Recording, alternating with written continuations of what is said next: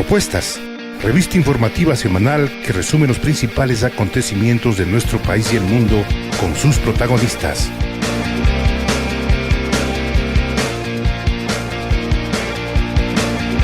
Propuestas con profesionales de la comunicación.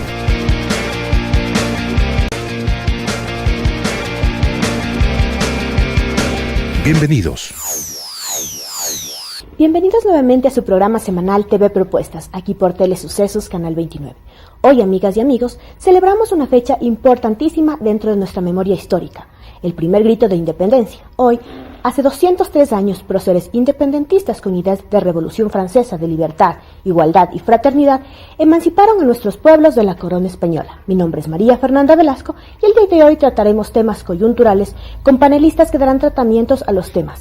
Hablaremos acerca de la postura de Julian Assange acerca del asilo de un año del analista Edward Snowden.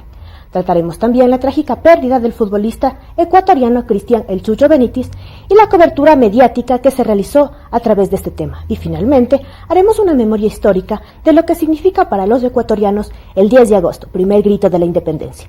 No se olviden que nos pueden seguir en nuestras redes sociales, en Twitter, @TV Propuestas, Facebook, Revista Informativa Propuestas y en YouTube, TV Propuestas.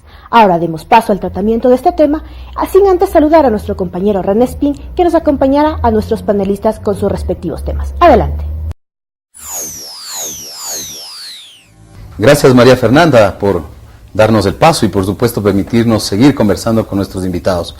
El doctor Esteban Santos, catedrático universitario internacionalista, está con nosotros para abordar un tema de gran interés y que ha generado expectativas no solo a nivel de país, sino también a nivel internacional, que tiene una incidencia profunda en lo que tiene que ver con la geopolítica y por supuesto todas sus manifestaciones y formas de expresarse.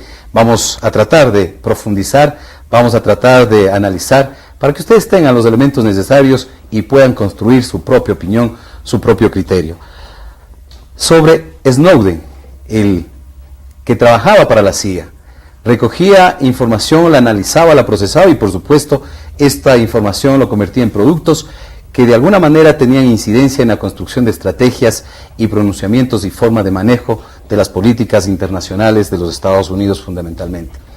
Y esto de alguna manera ha generado una serie de pronunciamientos y también de reacciones. La última reacción, el presidente Obama no se va a reunir con Putin. ¿Y eso qué significa dentro del contexto internacional? Y sobre todo, ¿qué significa que alguien que estuvo muy cercano a la CIA hoy haya develado una serie de información que impide justamente que se lleven adelante estos diálogos? Estaba planteado para el próximo mes. Buenos días, doctor Santos. Muchísimas gracias, encantado de estar aquí, un gusto poder compartir con ustedes en esta mañana. Buenos días. En efecto, este es un tema muy controversial, muy polémico desde el lado en que todas estas coyunturas políticas siempre llegan a tener un poco de sesgos a favor o en contra del personaje. Entonces, lo que hay que tener en cuenta, la lectura, son en dos partes. La primera, la reacción de los Estados Unidos. Veamos lo que fue los Estados Unidos cuando escapó, cuando saltó este caso Snowden, y la reacción de los Estados Unidos ahora que se conoce que se va a quedar en Rusia. Cuando recién salió a la luz pública este caso, ustedes vieron la maquinaria que fue en los Estados Unidos para impedir y para tratar de lograr esta extradición a como de lugar. Amenazas y no amenazas, direcciones muy claras, el caso del avión del señor Evo Morales, al Ecuador lo propio, a todos los países involucrados, cómo les fue básicamente este atosigamiento en ver cómo sea tratar de recuperar a este ciudadano. Estamos hablando del la primera potencia mundial usando toda su maquinaria para tratar de recuperar a un ciudadano, que no lo logró. ¿Y qué es lo que puede hacer? Bueno, no vamos a volver a la Guerra Fría, no vamos a volver a un mundo bipolar. ¿Qué es lo que hizo los Estados Unidos finalmente? Bueno, una suerte de salva diciendo entonces, esta última cumbre bilateral no la voy a acudir como presidente porque lamentablemente las relaciones se vieron un poco enfriadas. Ahora, el debate también parte de este tema. ¿Estamos matando al mensajero o estamos finalmente resguardando un derecho que debería ser privativo de los estados? En los Estados Unidos yo veía estos últimos días el debate que se daba sobre si es que este señor era un leaker o un whistleblower, el señor el que debería ser considerado un traidor o un héroe. Entonces hay una evidente contradicción cuando estamos hablando del país de todas las libertades versus qué es lo que este señor finalmente divulgó. Divulgó un señor que trabajaba para la Agencia Nacional de Inteligencia, parte de la CIA. Básicamente que estos señores espiaban a todo el mundo a diestra y siniestra. Entonces, ¿qué es finalmente lo que ha pasado? Vemos el caso del soldado Manning, por ejemplo, que ya acaba de ser condenado, muy probablemente una cadena perpetua. Se le aclaró que no va a llegar a la pena de muerte, no sé si tal vez eso tenga incidencia en el caso Assange, pero de que el señor va a ver los restos de sus días bajo celdas, va a ser así. Entonces, ¿cómo cambia el escenario internacional? Yo creo que esta es la primera vez en el mundo internacional moderno, después de la Segunda Guerra Mundial, que los Estados Unidos no pudo perseguir un objetivo muy concreto que lo tenía. El señor Obama dijo, yo no voy a mandar aviones para retraer a un señor de 29 años a un leaker, le dijo así. Pero si ustedes se ponen a ver, desde la Segunda Guerra Mundial, que los Estados Unidos usa toda su armamento atrás, toda su maquinaria diplomática, lo dice abiertamente, nosotros estamos persiguiendo a esta persona que bajo nuestra interpretación el señor simplemente faltó a una norma de derecho interno y necesitamos por lo tanto que sea extraditado y no lo logró. Ahora, dentro de este contexto, sin lugar a dudas, tanto los cables de Wikileaks como también la información que viene dando el soldado Brandy por un lado y por el otro lado también Snowden, de alguna manera esto revela una práctica que ya era conocida por la mayor parte de la opinión pública internacional, pero que no se tenía hechos tan contundentes y pruebas como en este caso que evidencian la forma de manejo de las relaciones internacionales, sobre todo aquellas que están sustentadas en el ámbito del espionaje, ¿no? El espionaje como tal mismo en estos momentos se ha convertido en un problema crítico para los Estados Unidos. Frente a con todos estos elementos, ¿cómo queda la imagen realmente de los propios Estados Unidos? ¿Se ratifica lo que todo el mundo, no todo el mundo, pero sí una gran mayoría creía que lo que es los Estados Unidos, o se debilita aún más? Es indudable que la imagen internacional de los Estados Unidos ha tenido un problema muy serio. ¿Por qué? Nosotros somos el águila de la libertad, el Uncle Sam. Que nosotros básicamente somos el policía bueno del mundo. ¿Y qué es lo que hemos logrado ahora? Develar que no es que estamos investigando a nuestros enemigos, llámese Irán, Corea del Norte, sí, países que han sido catalogados como partes del eje del mal, sino que a nuestros principales socios económicos, comerciales. Hemos metido micrófonos al Parlamento Europeo, a embajadas de nuestros principales aliados, Francia, Italia, Alemania. Entonces, eso sí tiene una verdadera repercusión. ¿Y cuáles han sido las repercusiones muy puntuales? Bueno, tanto en el seno de la Comisión Europea como ya en el seno de UNASUR también, ya se han pedido explicaciones muy puntuales a los Estados Unidos que devele cómo es estas prácticas de espionaje que se ha dado. El señor Obama no ha podido hacer sino decir, bueno, esto es algo como bien acaba de decir que ha pasado todo el tiempo. Pero eso no quiere decir que sea algo honesto, moral o correcto.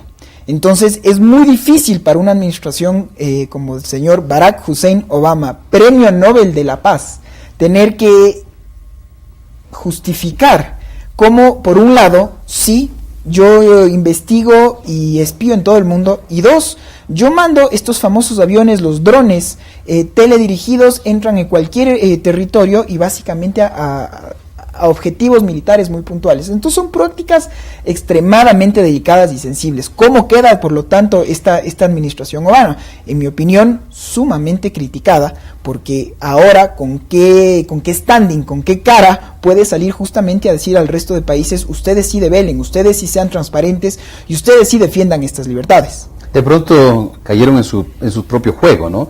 En el sentido de que nosotros somos de esta manera, pero en el fondo somos de otra forma. Públicamente tenemos esta práctica, pero por otro lado tenemos otras prácticas. Esto definitivamente se habían develado en algunos espacios, algunos foros, pero lo interesante de todo esto es cómo, en el caso de Snowden, sí piden la extradición. Cuando otro país, en cambio, pide que se le devuelva a quien cometió algún delito, en cambio, no pasa absolutamente nada. Y tenemos ejemplos concretos. ¿Qué pasa con un ciudadano que cometió algunos delitos, entre comillas, porque en definitiva, por un lado se le ha juzgado, pero por otro lado no lo han devuelto al país, pese a que hubo la solicitud de extradición? Me refiero a un ciudadano venezolano de algunos años, Sánchez, no recuerdo exactamente el apellido. Igualmente, ¿qué pasa con el caso también de algunos pedidos de extradición de otros países que tampoco se han hecho claros, pero sin embargo, en este caso sí demandan que se le facilite y de alguna forma se le entregue a Snowden para que sea juzgado bajo el marco de la justicia norteamericana. Eso devela una doble práctica, un doble discurso, y por otro lado también el hecho de que haya tenido una serie de incidencias cuando el avión de Evo Morales no pudo aterrizar en algunos países de Europa. Entonces toda esta sumatoria podríamos decir que es consecuencia justamente de los errores que están cometiendo en el manejo y en la búsqueda de información. Sí. Mira, cuando hablamos en el mundo de las relaciones internacionales, estamos hablando de relaciones Estado-Estado, en el derecho internacional público, que mucho de esto tiene que ver con la diplomacia. Esto quiere decir, yo no puedo mandar aviones de guerra para tratar de repatriar a un ciudadano. Un principio de derecho internacional público es el de la reciprocidad. Entonces, el Ecuador, por ejemplo, para no irnos muy lejos, decía, ok, ustedes me están exigiendo, por ejemplo, que yo le entregué al señor Assange. Ahora estamos en este problema el señor Snowden. Y cuéntenos ustedes qué pasó con los señores Isaías cuando nosotros directamente lo pedimos de esta extradición. ¿O es que ese delito no debería ser imputado porque no atentó contra la soberanía de los Estados Unidos o sí, una práctica similar? Entonces, lo que el Ecuador aduce, y en este sentido con conocimiento de causa, diciéndoles, bueno señores, ustedes cuando nosotros lo pedimos no funciona así. ¿Qué pasó en el caso del señor Serrano? Y ahora, que es al revés, y ustedes piden un trato igualitario. Ese es un primer grave problema que tiene en el mundo de las relaciones internacionales. Ahora bien, ¿cómo los países han tratado de poder plantear reglas del juego? Bueno, creamos convenciones internacionales. Por ejemplo, existe la Convención sobre el Derecho de Asilo. El Ecuador es signatario de esta convención. Algo que me parece muy interesante es, por ejemplo, su artículo 5 menciona que, y me lo voy a permitir leer muy rápido, dice, mientras dure el asilo no se permitirá a los asiliados practicar actos contrarios a la tranquilidad pública. Entonces, ¿esto qué quiere decir? Yo otorgo el derecho de asilo, pero usted, señor, absténgase de crear polémica, absténgase de mantener cualquier lenguaje político o no trate de justamente polemizar más de esta situación. Esto es muy contrario a lo que ha hecho, por ejemplo, el señor Assange desde el balcón en Londres. Ya vamos a entrar a eso. Pero bueno, entonces, si es que finalmente hablamos de las relaciones como quedan, existen convenciones internacionales, existen acuerdos firmados y suscritos entre los estados. Si es que no se respeta este principio de la reciprocidad, es muy difícil, insisto, en el mundo moderno, no voy a mandar yo un convoy militar para exigir la repatriación de un ciudadano.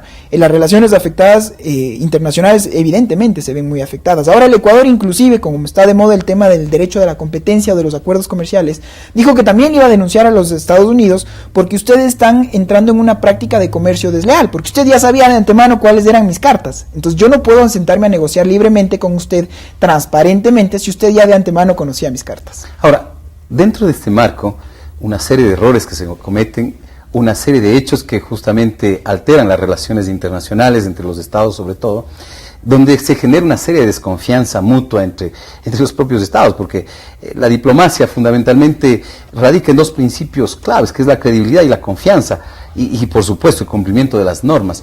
Pero a partir de todo esto, ¿no cree usted que es un momento oportuno o se genera una crisis para generar una oportunidad en la cual se transparenten o por lo menos se vayan cambiando ciertas reglas de juego a nivel de relaciones internacionales y se construye un nuevo marco quizás donde en definitiva se busque la autodeterminación de los pueblos, que se pronuncien como tal y tengan la posibilidad de verse entre iguales, ¿no?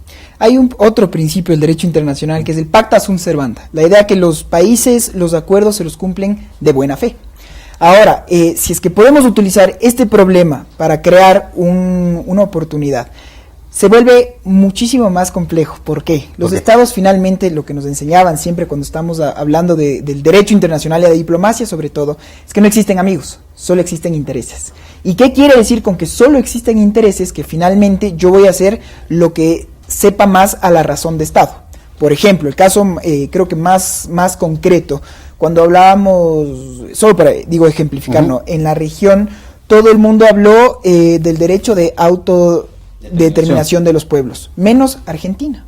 Y la Argentina, ¿por qué no va a aceptar esto? Porque tiene el problema de las Malvinas. Entonces yo no voy a permitir, porque estas islas son propiedad de la República de la Argentina. No, los ingleses dicen que las Falklands son de los ingleses y que ellos deberían, estos 2000 habitantes que viven en esta isla, deberían ser ellos quienes decidan por el principio de autodeterminación. Entonces la Argentina no lo acepta. O Verbi Gracia, la comunidad internacional dice, hay que entrar en Libia, hay que entrar en Siria.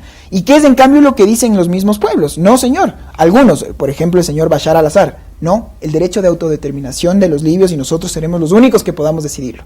Y vemos que en Latinoamérica la gran mayoría no aceptan esto, rechazan esta postura, salvo por ejemplo Venezuela, que dice lo mismo. Yo no quiero dejar ese precedente para que el día de mañana, sobre pretexto de una intervención militar, vengan e ingresen en mi país y que me derroquen el gobierno. Entonces, como ustedes pueden ver, el mundo de las relaciones internacionales finalmente son intereses. Y en esa medida es esa complejidad de no tanto el llegar a ese nirvana de a dónde quisiéramos llegar, sino al ser de los intereses de la razón de Estado. Claro, la teoría del caos, la teoría del caos, ¿no? Y desde ahí ver qué es lo que se puede controlar para que ciertos intereses plenos y en vigencia sean concretados y que respondan también justamente a lo que buscan los estados. Este ha sido un diálogo con el doctor Esteban Santos, catedrático universitario internacionalista, hablando sobre lo que pasa con el pronunciamiento de algunos sectores de la opinión pública internacional sobre el tema del asilo a Snowden, quien ha estado en estos momentos, ustedes saben que él está en Rusia, prácticamente tiene un año de lo que se conoce que estaría en vigencia el asilo, pero sobre todo las revelaciones que ha realizado, que es lo que trasciende en el marco de las relaciones internacionales. Hacemos una pausa y regresamos. Qué orgullo me da Pichincha. Orgullo al ver a Guido que hoy cuenta con tecnología y el mundo está a su alcance, gracias a los infocentros del gobierno de Pichincha y el Ministerio de Telecomunicaciones.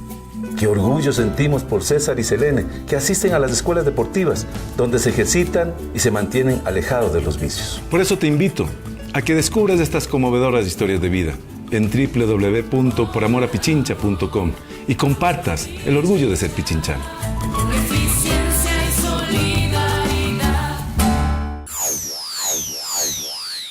Hoy se cumple 203 años del primer grito de independencia español, tras la gesta acontecida en Quito que permitió liberar al país del yugo español. Para recordar esta fecha memorable, tenemos como invitado a nuestros estudios al historiador Byron Castro de la Universidad de los Hemisferios. Pero antes tenemos un video que compartiremos con todos ustedes. Adelante.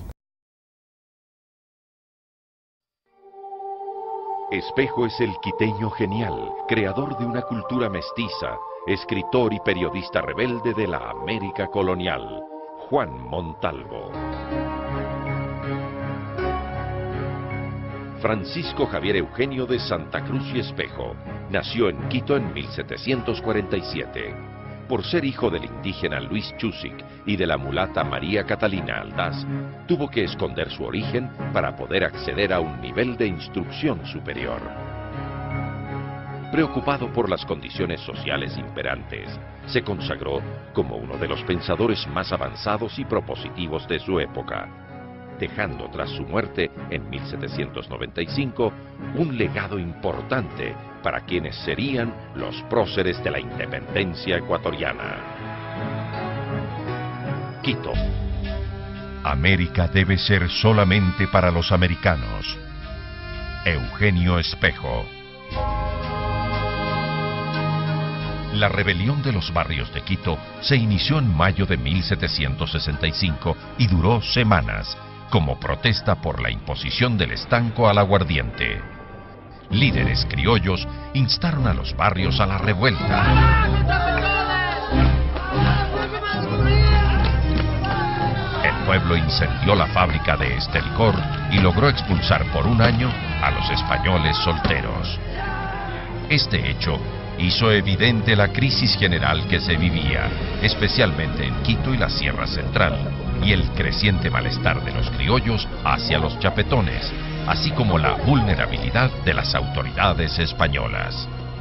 Quito, año del Bicentenario. Luego de observar este video que tiene un gran contenido, por supuesto para nosotros nos llama la atención y desde esa atención nosotros empezamos a reflexionar. Por supuesto, sabemos que en este programa, y justo coincide para que nosotros en este día sábado, 10 de agosto a propósito, 10 de agosto se está celebrando un aniversario más del primer grito de la independencia, 10 de agosto de 1809, un hecho histórico, sin lugar a dudas, Quito, luz de América, y así se pronunciaba una serie de actores políticos, de actores que buscaban la gesta libertaria y empezar el proceso de construcción de la independencia de nuestros países, de nuestras repúblicas. Y para esto nosotros hemos invitado al historiador Byron Castro, quien es catedrático, académico de la Universidad de los Hemisferios. Bueno, ¿cuál es el sentido, dándole la bienvenida, el sentido? ¿Cuáles fueron las motivaciones reales que condujeron a que todos estos patriotas levanten el primer grito a la independencia, inclusive se convierte en referente de la región, en referente de América este acontecimiento? Buenos días.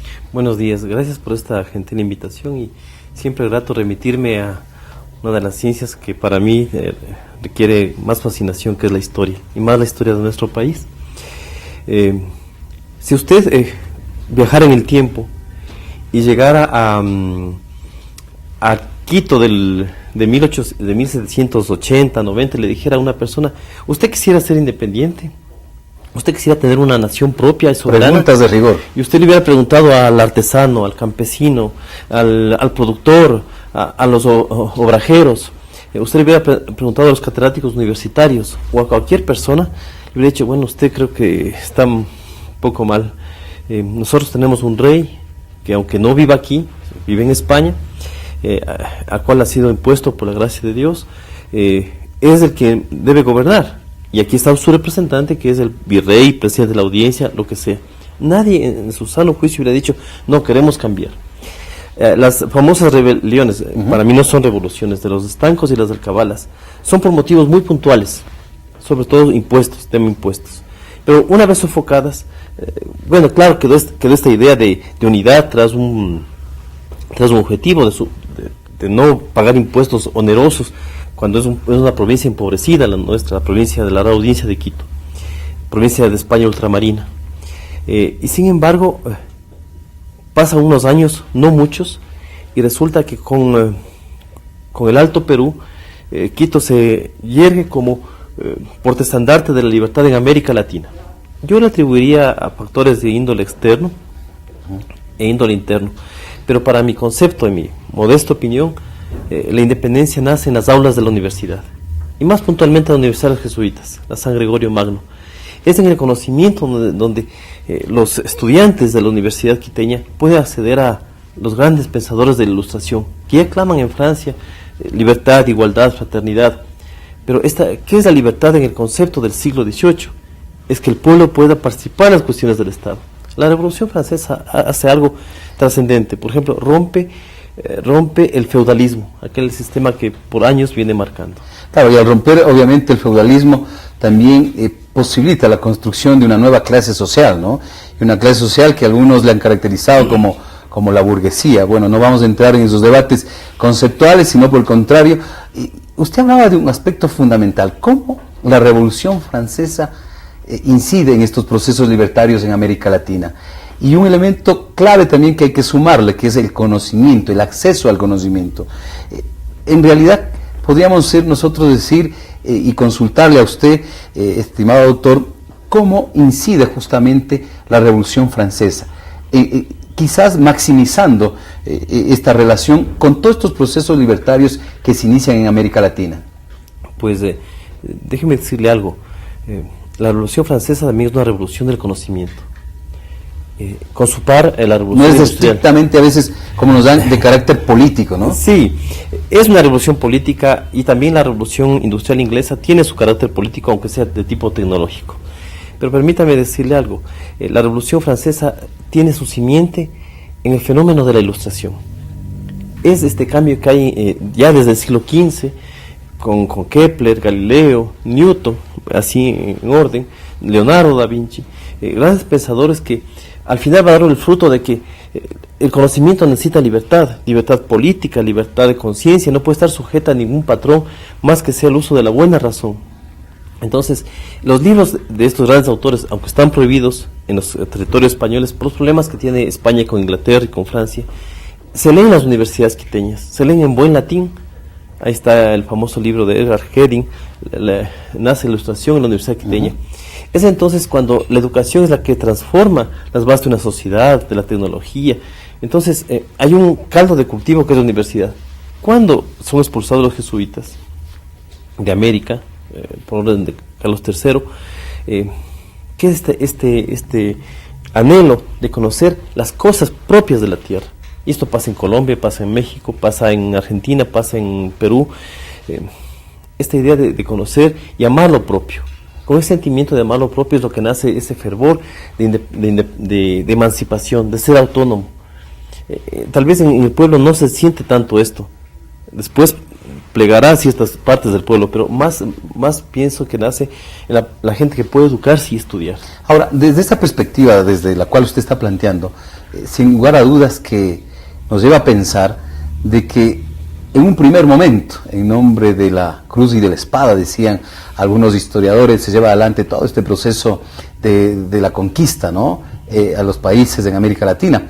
Pero la otra que podríamos nosotros hacer una lectura de lo que y deducir de lo que usted nos acaba de indicar es que la propia Iglesia, en este caso desde el ámbito de los jesuitas, juega un rol importante en este proceso de independencia. Podríamos entenderle de que hay un aporte significativo, sobre todo de los sectores progresistas de la Iglesia de ese momento histórico. Por supuesto, las universidades, el Colegio San Andrés, el Colegio San Luis de Francia son regentadas por las comunidades religiosas. Es lo que se le otorga el gobierno imperial español para que haya el proceso de evangelización, la educación, etcétera. Fíjese que entre los patriotas están religiosos como el obispo Cuero Caicedo, pero ya en el siglo XVIII hay un hermoso debate en Quito, que es ¿quiénes somos? Y esto lo inicia el primer gran historiador ecuatoriano, el padre Juan de Velasco. ¿Quiénes somos? ¿No? ¿Quiénes somos? Dice, sí, tengo este apellido, tal vez un semblante de español, pero yo no soy español. Tampoco soy el indígena soy una nueva realidad. Un originario. Este mensaje para mí maravilloso, que identifica y crea un conjunto de valores, un conjunto de uniones, una cultura nueva, que es la mezcla de estos dos grandes sustratos raciales, la España renacentista y los pueblos indígenas de nuestra América, ¿no es cierto? Entonces, hay también otros factores. La Revolución Norteamericana cala hondo en muchos espíritus. La gente se preguntaba cómo es que granjeros, agricultores, a punta de mosquete y pedernal, logran vencer a uno de los ejércitos más poderosos del mundo, como era el ejército británico, ¿no? Y ya en 1776 los Estados Unidos es libre, pero ya había desde los padres peregrinos esta idea de que un día serían una gran nación libre. Es la condición para desarrollar cualquier tipo de sistema político, educacional, etc. Entonces, la Revolución Francesa y la Revolución Norteamericana cala muy hondo en los patriotas quiteños, en la gente que puede educarse, en las élites de estudio. Con lo que usted nos acaba de indicar prácticamente, no es que se rompe, sino que de alguna manera se abre también otras inquietudes. Como esa visión militarista, ¿no?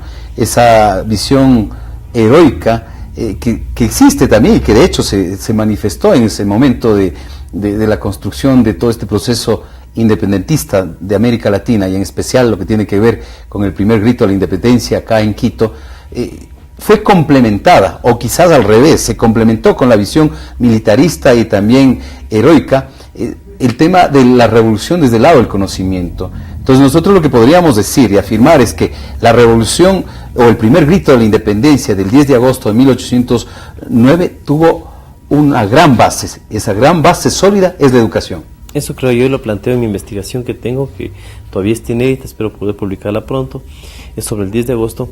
Pero ahora, el problema es cómo unir un pueblo tan diverso, donde hay esclavos, indígenas en condiciones paupérrimas, donde hay diferencias regionales, especialmente costa sierra, cómo poder hacer un conjunto que plantee un Estado autónomo.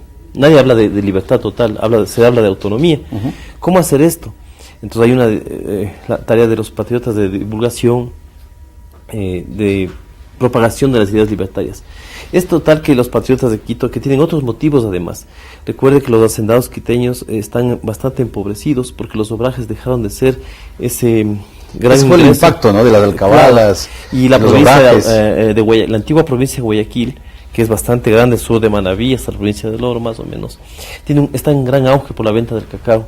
Ahí nace una especie de regionalismo un poco marcado, ¿no?, por intereses contrapuestos. Pero en Quito sí se siente, por ejemplo, que las haciendas ya no tienen esos mercados que tenían antes, como el de Potosí, ¿no?, venden los textiles. Entonces hay varias razones: una región empobrecida, las ideas de la Revolución Francesa, la Revolución de los Estados Unidos, pero aquí se hace un cuerpo que logra hacer una constitución en 1802, la famosa Constitución de Quito, que ya tiene sus principios acunados. Los grandes pensadores de Europa, yo diría de Europa en general, pero en Francia la mayoría están, y se lleva a cabo después de algunos años, casi la primera década del siglo XIX, acciones de divulgación, de propagación de las ideas, hasta que el 10 de agosto de 1809 se deponen las autoridades españolas. Y es un gobierno autónomo que dura 2 meses y 13 días más o menos. Por las grandes contradicciones también, ¿no? Es el primer caso de un gobierno autónomo en América Latina. Ya Haití había sido independiente ya. En el Alto Perú, Bolivia, en Chuquisaca también ya hay este movimiento. También es un caso similar al de Quito. El oro ha dejado de ser la gran fuente de riqueza. Y aunque los patriotas... una vez que terminen las fuerzas de Bogotá y de Lima, vienen acá a Quito y vuelven a restaurar, digamos, el orden del poder imperial, se les promete a los patriotas no ser muy vehementes, y sin embargo durante los juicios el fiscal Arrechaga propone penas fatales y terribles. Pero esto no termina ahí. El 2 de agosto de 1810 las autoridades españolas ven que el pueblo de Quito pretende arremeter contra lo que hoy es la Biblioteca Municipal Cuartel Real de Lima, que es la actual Biblioteca Municipal, ese edificio del centro, y se ve un tumulto de gente que quiere liberar a los patriotas.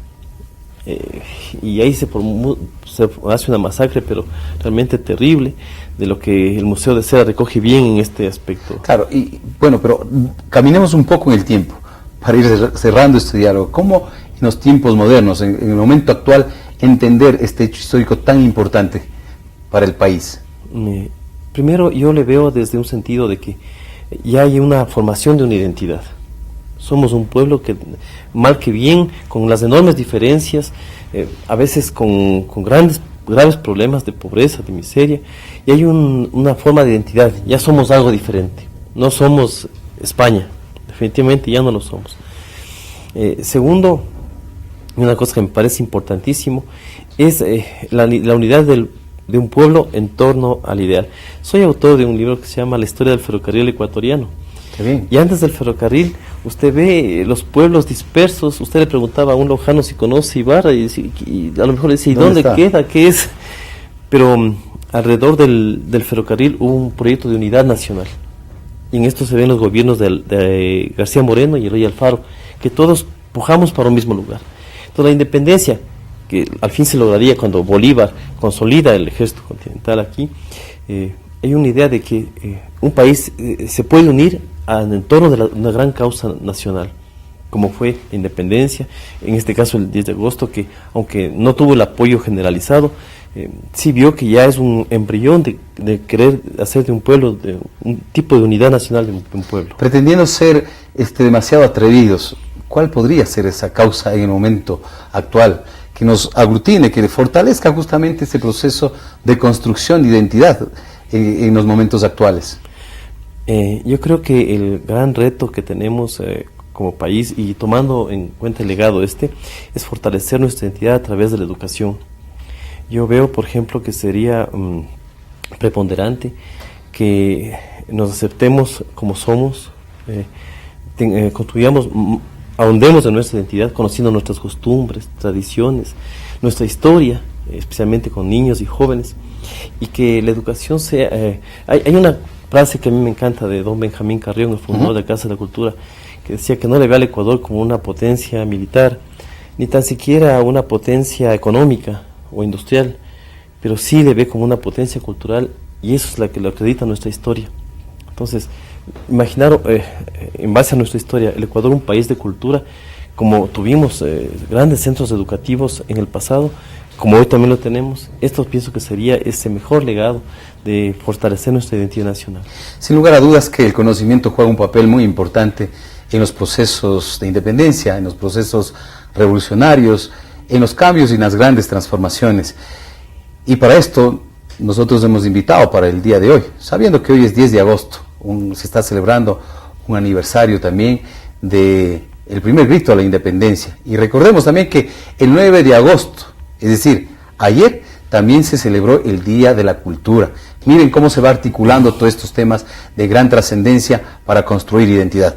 Gracias al historiador Byron Castro, catedrático de la Universidad de los Hemisferios, por hacer referencia, recordarnos y darnos elementos que permitan seguir construyendo la identidad de este país.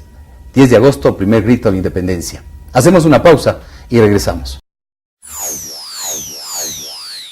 Qué orgullo me da Pichincha. Orgullo al ver a Guido que hoy cuenta con tecnología y el mundo está a su alcance, gracias a los infocentros del gobierno de Pichincha y el Ministerio de Telecomunicaciones.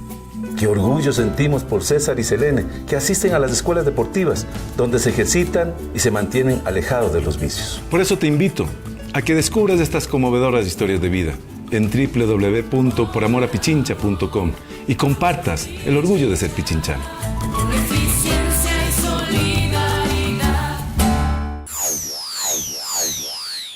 Cobertura mediática y trascendencia de Chucho Benítez. Tras 13 días de su fallecimiento del delantero ecuatoriano Cristian El Chucho Benítez, el 11 de la tricolor dejó este mundo tras sufrir un infarto. En informe de la autopsia dice que el ex delantero de la Tri sufrió un problema del corazón que fue causante del deceso del jugador. Pese al informe final, al respecto se conocerá en 3 semanas. Para dialogar acerca de este tan doloroso suceso para el fútbol nacional e internacional, tenemos ya en nuestros estudios al doctor Fernando Carrión junto con nuestro compañero René Espín. Buenos días a los amigos y amigas que están en sintonía de este su canal, Telesucesos. Por supuesto, estamos aquí para acompañarles todos los días sábados. Ustedes saben que este programa Propuestas enfoca temas diversos, temas que tienen trascendencia y por supuesto también que tienen un gran contenido humano. Y nosotros no queremos dejar de lado abordar un hecho que fue impactante, significativo en la vida deportiva, sobre todo del país, y que nos llamó la atención a todos. Sin lugar a dudas, la muerte de Cristian Benítez, el Chucho Benítez, tuvo una serie de interpretaciones y lecturas. Para eso hemos invitado nosotros a Fernando Carrión, quien ha escrito, quien analiza el tema del fútbol, y todas sus implicaciones, sus manifestaciones en los diferentes sectores del convivir de una sociedad. Fernando, buenos días, un gusto tenerle aquí en este canal.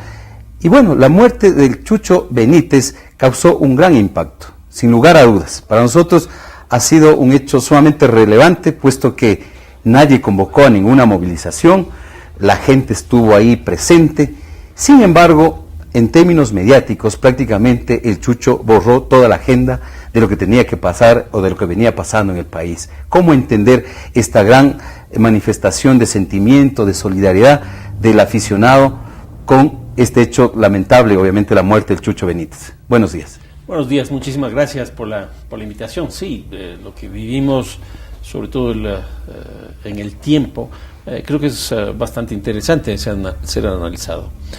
Yo diría el día lunes y martes básicamente lo que ocurrió en el país es que se produjo una especie de shock nacional porque nadie entendía qué mismo pasaba, sobre todo el día lunes estábamos a la expectativa de que incluso esta noticia no sea confirmada.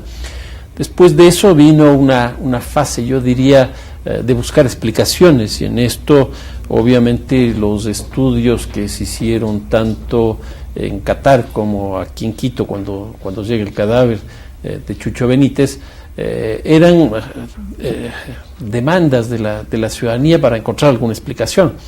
Y después de eso, ya en el velorio, lo que aparece, a mi manera de ver, es una cosa espectacular en términos de que por primera vez los afrodescendientes se toman la ciudad y se toman los medios de comunicación.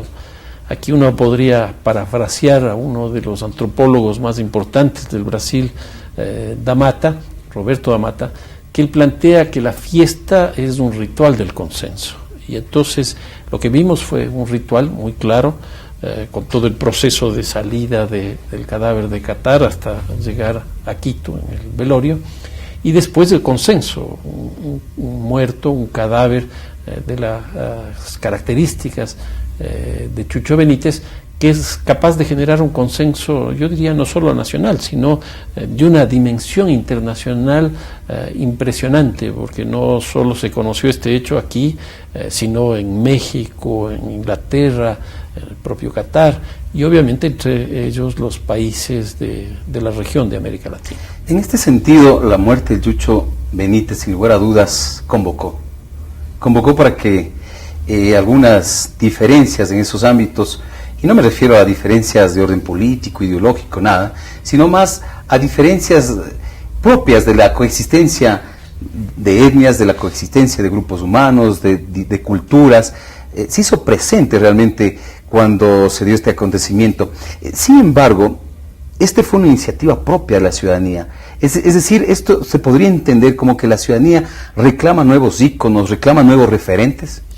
Sí, yo creo que por un lado hay una demanda de la población ecuatoriana en general de tener nuevos tipos de liderazgos, en este caso social, deportivo, cultural, como quiera calificarse a Chucho Benítez, porque como que estamos viviendo ahora en los arranques de esta campaña electoral, por ejemplo en Guayaquil, un líder como Jaime Nebot, que no es capaz de generar su delfín como siempre se ha pensado, o en el caso nacional, la propia reelección que se está planteando del presidente Correa, yo diría que es el gran temor que existe de que no hay un reemplazo frente a él.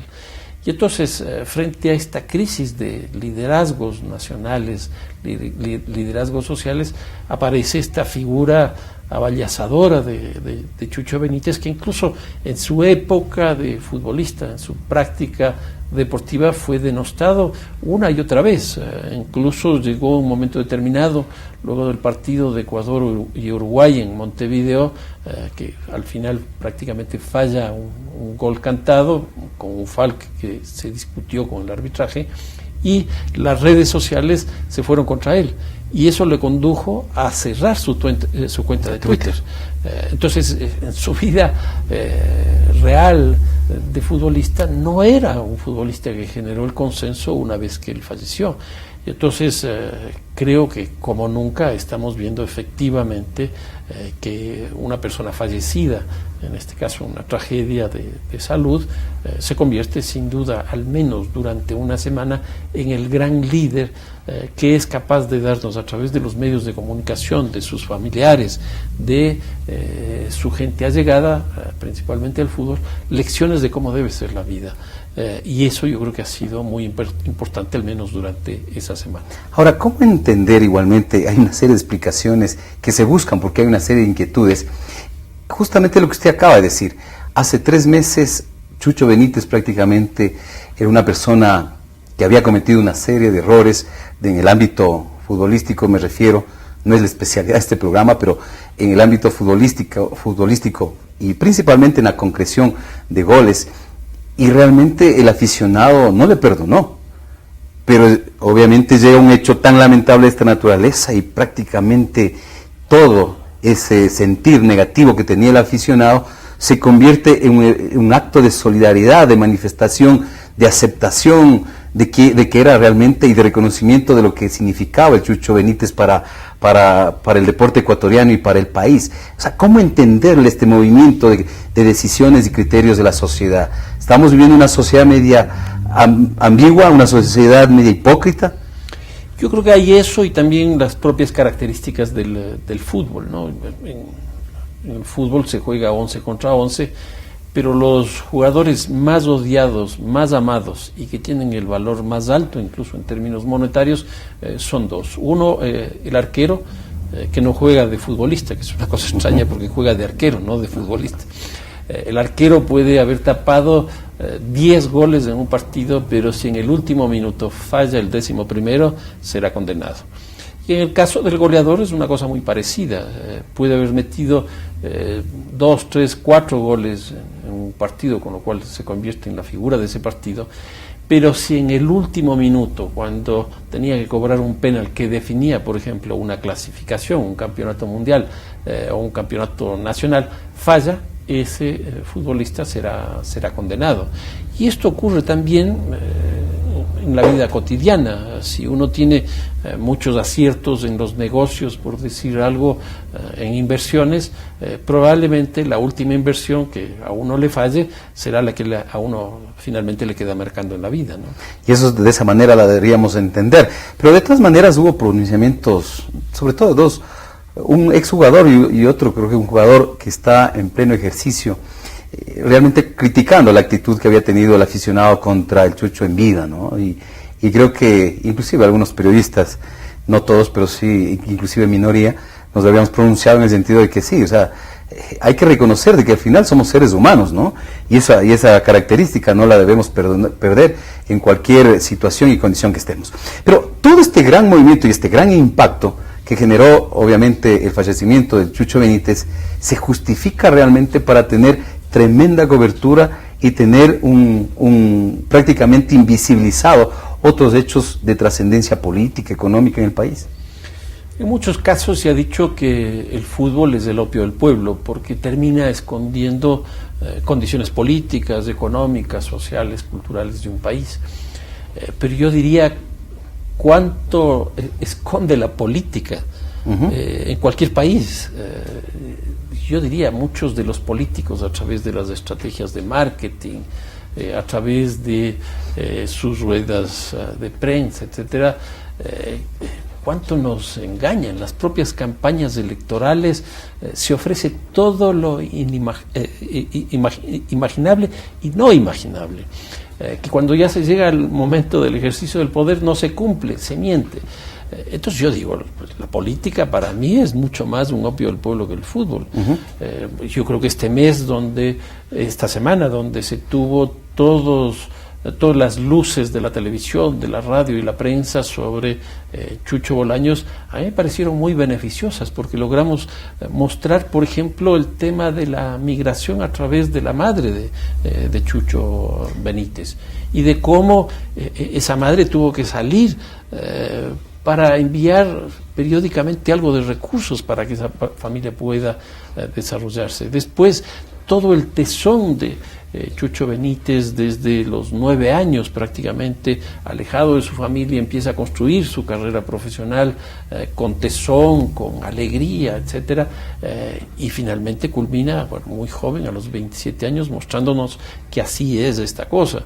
El fútbol también, en esos días del deceso de Chucho Benítez, es capaz de congregar a la gente. Yo recuerdo dos de los momentos de unidad nacional más grandes que ha tenido el país. El uno fue la guerra con el Perú, la guerra del Cenepa, en el año 87, y el otro han sido las clasificaciones a los mundiales. Entonces yo creo que el fútbol le ha dado mucho al país. Y pongo un ejemplo adicional que es muy interesante y que me gusta señalarlo. Yo escuchaba en una radio de aquí de Quito una discusión de dónde quedaba Picucho, porque ese era el lugar donde había nacido Ulises de la Cruz. Y discutían si era del Carchi o era de Imbabura. Yo no sabía ni siquiera la existencia de este caserío, este pueblo, etcétera. Y entonces decidí entrar a Google y puse la palabra Picucho. Y lo que me salió fue maravilloso: ciudad donde nació Ulises de la Cruz. Y entonces es el fútbol el que le da origen, le da nacimiento a esta geografía que ha estado perdida, porque para nosotros el Chota era simplemente un lugar de paso, un puente entre Quito y el Carchi. En cambio el fútbol hizo que el Carchi exista, como de hecho ha ocurrido con otros lugares, como el mismo caso de Catamayo en Loja, o podríamos decir incluso de Barrio Caliente en Esmeraldas. Claro, y obviamente este acontecimiento al que nos estamos haciendo referencia y sobre el cual estamos conversando, que fue lamentablemente la muerte de Chucho Benítez, nos lleva también a visibilizar otras problemáticas. Y prácticamente cuando usted hace referencia a la madre de Benítez, estamos hablando del tema migratorio. Y el tema de la migración representa una serie de historias que, ¿cuántas de esas se habrán repetido? Quizás con matices diferentes, pero que se habrán repetido. En todo caso, para cerrar este diálogo con el arquitecto doctor Fernando Carrión, arquitecto también lo dice. Bueno, pero lo interesante es que es amigo de esta casa y seguimos en este programa. Para cerrar este diálogo, realmente, ¿cómo veríamos nosotros en el futuro realmente la proyección del fútbol ecuatoriano, sobre todo considerando que nosotros tenemos un partido bastante interesante, que es entre España, campeón del mundo, con el Ecuador en los próximos días? Ahí va a haber una serie de convocatorias y una serie de actores, pero también hay hechos bien interesantes, ¿no?, que hay que hacer algunas lecturas. Algunos dicen que no hay que mezclarlo. ¿Va a pasar un encuentro entre el viejo continente y el nuevo continente? No, yo creo que hay que mezclarlo. El fútbol no es una actividad estricta y exclusivamente deportiva. Hay un filósofo francés, Marc Augé, que él dice que el fútbol es una actividad total, que es economía, que es política, que es cultura, que es sociedad, etcétera. Y eso es el fútbol hoy día. De tal manera, cuando ahora vamos a jugar contra España en lo que han llamado el partido del siglo, porque entra el marketing precisamente en esto, el partido que jugaremos en Guayaquil, yo al principio fue muy crítico porque no nos fue muy bien jugando con Alemania en los Estados Unidos y los partidos que vinieron después. Perdimos uno y empatamos otro. Pero ahora me parece que el partido va a ser muy importante, sobre todo para procesar el dolor del vacío que va a sentir la selección justamente de Chucho Benítez. En este caso yo creo que el problema más grave de su vacío no va a estar en la cancha, porque en la cancha entra mucho ya de racionalidad, y la racionalidad la va a imprimir el entrenador de la selección, Reinaldo Rueda, pero donde va a sentirse realmente la ausencia va a ser en el camerino. El camerino es una instancia sagrada del fútbol, es un espacio muy importante, y entonces Chucho Benítez era una especie de amalgama dentro de la selección. Su alegría, la música que se oía en el camerino era la música que él llevaba, sus gritos, sus chistes, sus bromas van a estar ausentes. Va a faltar el lugar donde él se sentaba, va a faltar la camiseta número 11, etcétera, que yo creo que ahí es donde habría que trabajar con más fuerza. Y creo que este partido con España va a ayudar a procesar este dolor, va a ayudar a procesar este vacío, justamente para el próximo partido que nos tocará en las eliminatorias con Colombia. Y de hecho, jugar con esos monstruos españoles, el caso de Iniesta, de Xavi, de Iker Casillas, que incluso se han expresado públicamente a través de sus cuentas de Twitter, mostrando el dolor que significaba para el fútbol y para ellos, estar en el estadio viéndoles a estos monstruos va a ser de una gran satisfacción, porque sin duda es la mejor selección del mundo y están los mejores futbolistas del mundo también allí. Claro, impresionante realmente el hecho y la forma en la que se ha manifestado tanto los deportistas, los futbolistas en plena vigencia, como también la sociedad del pueblo, sobre todo quiteño, y de todo el país, digamos, frente a este acontecimiento tan lamentable que fue la muerte de Cristian Benítez. Queremos agradecerle a Fernando Carrión, con quien hemos conversado sobre la muerte de Chucho Benítez, pero sobre todo desde la parte humana y también desde las implicaciones en los diferentes ámbitos de la cotidianidad. Muchas gracias, hacemos una pausa y regresamos. Qué orgullo me da Pichincha. Orgullo al ver a Guido, que hoy cuenta con tecnología y el mundo está a su alcance, gracias a los infocentros del gobierno de Pichincha y el Ministerio de Telecomunicaciones. Qué orgullo sentimos por César y Selene, que asisten a las escuelas deportivas, donde se ejercitan y se mantienen alejados de los vicios. Por eso te invito a que descubras estas conmovedoras historias de vida en www.poramorapichincha.com y compartas el orgullo de ser pichinchano.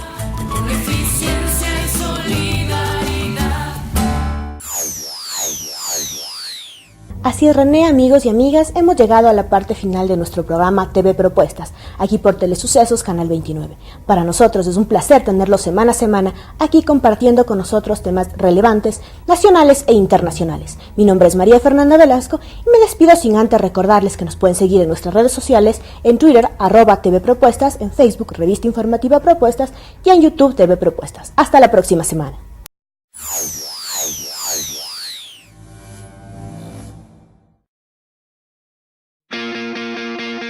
Propuestas, revista informativa semanal que resume los principales acontecimientos de nuestro país y el mundo con sus protagonistas.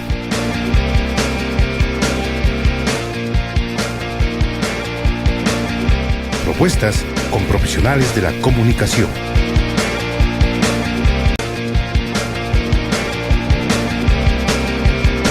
Bienvenidos.